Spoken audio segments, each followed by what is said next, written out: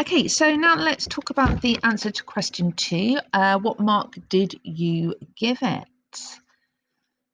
Okay, I'm hoping that lots of you managed to pick up on what the correct mark was for this question. Okay, so this student actually got 5 out of 5 for this answer. So if you think about what you need to do for full marks, you need to give a range of points. For a 5-mark question, you should be making 4 or 5 P sentences. You should be using subject terminology.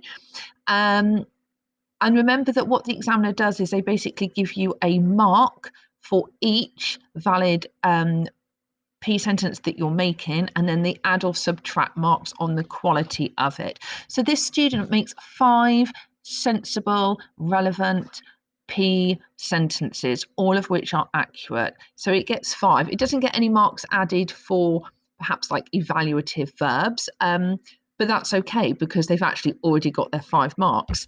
So for some of you who use evaluative marks, perhaps if you'd only got 4, then actually an examiner might add you another mark for the quality of what you're doing.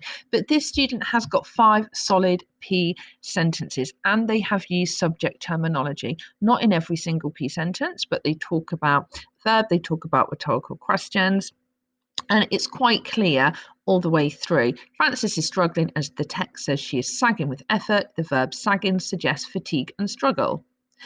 I think she is tired, as the use of rhetorical questions like, was that it, suggests that now she is too tired to think straight.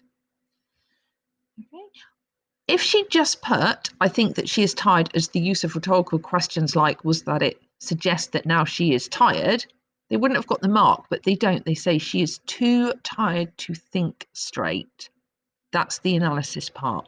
Again, with the third one, I think she's emotional because she says, don't shout or I'll cry, which suggests how emotional she is. If she'd stopped there, no mark. But she doesn't. She analyses and tells the reader she can't cope with her husband being horrible. That's why she's emotional.